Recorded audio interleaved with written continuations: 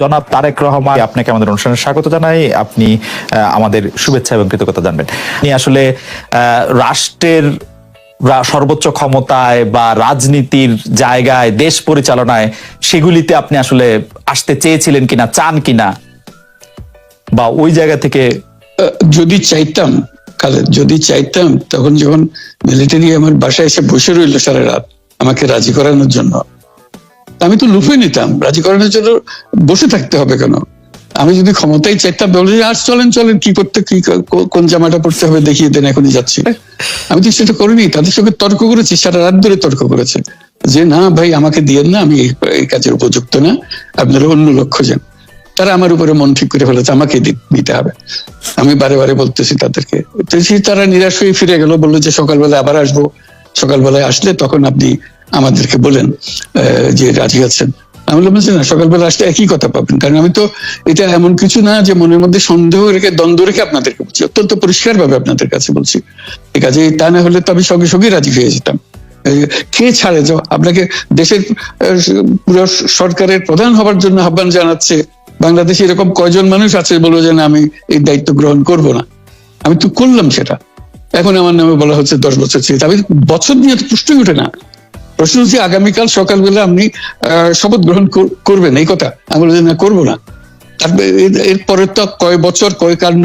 আমি 10 বছর দিয়ে কি করবোটা কি? আমি 10 বছর দিয়ে, আমি তো বলছি আমি এই কাজের জন্য নই। দেশে আমার দেশ পরিচালনা করা আমার দায়িত্ব না, আমার কাজ না। আমি জানি না এটা কিভাবে করতে হয়। আমি যেটা জানি সেটা করি। Make sense. আপনার মেয়ে মনিকা ইউনুস সম্প্রতি একটি সাক্ষাৎকার দিয়েছেন CNN-এ। সেখানে আমি তাকে একটু যদি অনুবাদ করি তাহলে সেরকম পড়তে পারবো, যে আমি তাকে উদ্ধৃত করছি যে কোনো এক সময় প্রধানমন্ত্রী শেখ হাসিনা ও ডক্টর ইউনুস একসঙ্গে কাজ করেছেন। আমি আশা করি সেই সময়টা আবার ফিরে আসুক, শুধু গ্রামীণ কিংবা সংশ্লিষ্ট সব প্রতিষ্ঠানগুলোর ভালোর জন্যই নয়। যদি তারা আবারও একসঙ্গে কাজ করেন তাহলে সেটা চমৎকার হবে। এই মনিকা ইউনুসের এই আশা কি আপনারও মানে একই রকম আশা কিনা, যে প্রধানমন্ত্রী শেখ হাসিনা এবং ডক্টর ইউনুস একসঙ্গে কাজ করলে আরো কিছু চমৎকার কাজ হবে, বা এটা আপনি আশা করছেন এরকম কি? এটা কি এখন আমার জন্য করা যাচ্ছে না যে আমি নারাজ, যে এটা করতে চাই না? তুমি ভাবখানা এমন করছো যে আমি আপত্তি করছি, আমি কাজ করতে চাই না। আমাকে যে বললাম চোর বদমাইশ করে রেখেছে, সেখানে কাজ করার তো কথাই উঠছে না। আমার নাম উঠলেই ওনার রাগ উঠে যায়। আমাকে সুদখোর না বললে ওনার মন তৃপ্ত হয় না। আমাকে চুবিয়ে না ডুবালে, পদ্মা নদীতে আমাকে চুবিয়ে না ডুবালে ওনার মনে শান্তি আসে না। ঠিক আছে, আমি কি করে বলবো? ওনাকে বলতে তো হবে, ওনাকে যদি কিছু বলতে হয়। পদ্মা নদীর কথাটা যখন উঠলই, পদ্মা ব্রিজ সম্পর্কে যে কথাটা সরকারের উচ্চ মহল থেকে এটা বলা হয় যে আপনি আপনার ক্ষমতা ব্যবহার করে বা আপনার পরিচিতি ব্যবহার করে বা আপনার যে একটা সাংঘাতিক রকমের গ্রহণযোগ্যতা সারা দুনিয়াতে আছে, যেটি আসলে ওয়ার্ল্ড ব্যাংক সহ অন্য জায়গায় আছে, সেটি দিয়ে আসলে আপনি পদ্মা সেতুটা বাংলাদেশ যাতে ঋণ না পায় সেটির জন্য আপনি চেষ্টা করেছেন। এই ব্যাপারটা নিয়ে কি আপনি একটু কিছু বলবেন, যে এটা আপনার বিরুদ্ধে একটা অভিযোগ? কি বলবো, এটা বলো, এটা হাস্যকর একটা কথা মুখ থেকে বলে ফেললো চোর ডাকাতের মতো। এটাও আরেকটা বলে ফেললো, এটাই সত্য হয়ে গেল। আমরা যে বারে বারে বিবৃতি দিলাম তখন এটা প্রশ্নই ওঠে না। আমরা বাংলাদেশের নাগরিক হিসেবে আমরা গৌরবান্বিত যে এই পদ্মা সেতুর উপরে আমরা একটা সেতু বানাতে পারবো, এটার জন্য আমরা সবাই চাই। কাজে এটা তো বিরোধিতা করার তো প্রশ্নই ওঠে না। কেন বিরোধিতা করবো? দেশে যে একটা বড় রকমের ঘটনা ঘটতে যাচ্ছে সেটা তো আমরা সবাই সমর্থন করেছি। বলেই চললেন।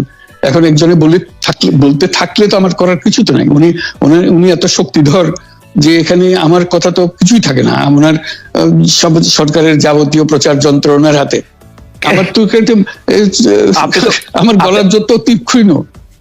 আপনি তো কথা বলেন না, বললে তো নিশ্চয়ই আপনার সাথে না। একটি প্রশ্ন আসছে যে পদ্মা সেতুর যখন উদ্বোধন করা হবে তখন কি আপনাকে নিমন্ত্রণ জানানো হয়েছিল, যে মানে রাষ্ট্রের পক্ষ থেকে এরকম বলা হয়েছিল যে আপনাকেও নিমন্ত্রণ জানানো হবে, বা আপনি মনে আছে কিনা? মনে পড়ে না এরকম করছে। আচ্ছা, গ্রামীণ ব্যাংকের আপনি যখন মানে গ্রামীণ টেলিকমটা আপনি প্রতিষ্ঠা করেন, সেই সময়ে গ্রামীণ টেলিকমের সাথে গ্রামীণ ব্যাংকের সম্পর্কের যে বিধিমালা, সেই বিধি কি আপনি যখন চলে এসেছেন গ্রামীণ ব্যাংক থেকে সেটি পরিবর্তন করা হয়েছিল? তো সেই পরিবর্তনটি মানে পরিবর্তনটির জায়গাটা যদি আমাদের একটু পরিষ্কার করতেন। পরিবর্তন ছিল যে আগে এটা নমিনেট করতে পারতো গ্রামীণ ব্যাংক চেয়ারম্যান পদের জন্য একজন লোক নমিনেট করতে পারতো। আমরা যেহেতু গ্রামীণ ব্যাংক থেকে আমাদেরকে সরিয়ে দেওয়া হয়েছে, তখন আমরা মনে করলাম যে এটা রাখার আর দরকার নাই, গ্রামীণ টেলিকম থেকে সেই পদটা আমরা পরিষ্কার করে দিয়েছি, যখন এটা আর দরকার নাই। এইটুকু পরিবর্তন হয়েছে, এটা ন্যায়সঙ্গতভাবে পরিবর্তন করার ধারা অনুযায়ী যা যা করতে হয় সেটা করা হয়েছে। এতে তার ইচ্ছা বা তার কর্তব্য, তার করণীয় যে অবজেক্টিভস আছে, কোথাও পরিবর্তন হয় নাই। এই ক্ষেত্রে আমাদের এই বিষয়ে আর কি এইটাই আমাদের আরেকটা প্রশ্ন, সেটা হচ্ছে যে গ্রামীণ টেলিকম কি গ্রামীণ ফোন থেকে প্রায় 37% লভ্যাংশ পায়, যে এবং যদি পায় 34% লভ্যাংশ পায়, সেই 34% লভ্যাংশের যে টাকাটা, সেই টাকাটা কোথায় বা কি উদ্দেশ্যে ব্যয় করা হয়, সেই সামাজিক ব্যবসায় যেটি আসলে আপনার পেটেন্ট করা সোশ্যাল বিজনেস, সেটির কাঠামোটা আসলে কি বা সেটি কিভাবে আপনি করেন? সামাজিক ব্যবসা হলো এমন একটা নতুন ধরনের ব্যবসার চিন্তা, যেটা আমরা প্রমোট করছি, আমরা নিজেরা প্র্যাকটিস করছি। যেটা ব্যবসা মানে হলো মুনাফা করা, ব্যক্তিগত মুনাফা করা, এবং তার লক্ষ্য হলো সর্বোচ্চ মুনাফা করা। এটি হলো ইকোনমিক্স এর নিয়ম, যে সর্বোচ্চ মুনাফা যদি করি সবকিছু ঠিকঠাক মতো চলবে। আমরা বললাম যে এটা ভুল জিনিস, যে সর্বোচ্চ মুনাফার মধ্যে দিয়ে মানুষকে এক রকমের নেশাগ্রস্ত করেছে, এই মুনাফার নেশার মধ্যে তাকে ঢুকিয়ে দেওয়া হয়েছে। এই মানুষকে এই মুনাফার নেশাগ্রস্ত মানুষ হিসেবে এটা আমরা কল্পনা করতে পারি না। আমরা বলছি যে এটা মুনাফা সে করবে, সর্বোচ্চ মুনাফা করবে, কিন্তু অন্য ধরনের ব্যবসা আছে। ব্যবসা এখন শুধু এক প্রকারের ব্যবসা আছে, যে ব্যবসাতে শুধু মুনাফা সর্বোচ্চ করেন, এটাই হলো নির্দিষ্ট নিয়ম। আমরা বলছি আরেক রকমের ব্যবসা, যেটা হলো মানুষের সমস্যার সমাধান করা, মুনাফার জন্য কোনো রকমের ইচ্ছা তার না থাকা, মুনাফা বিহীন ভাবে, কোনো মুনাফা, ব্যক্তিগত মুনাফা না নিয়ে শুধু সমস্যার সমাধানের জন্য ব্যবসা করা, এটাকে আমরা বলছি